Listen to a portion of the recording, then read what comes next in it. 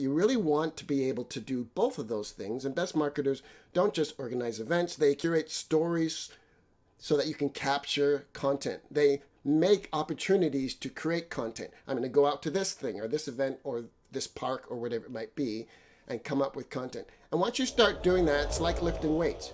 You get used to thinking in that way. How can I turn that into content? Well, that's a good opportunity to make content. And again, if you're a business person, you need to be doing this. And there's no, oh, I don't really like doing that.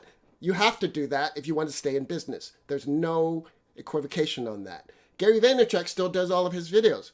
So is Tony Robbins.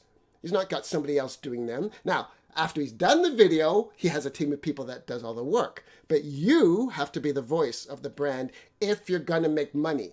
The kind of social media you can buy that you don't have to do anything isn't going to generate much money. It might generate leads, but then you're spending all of your time trying to close leads. If you want content that automates sales, then it has to be you, it has to be organic, it has to be of value.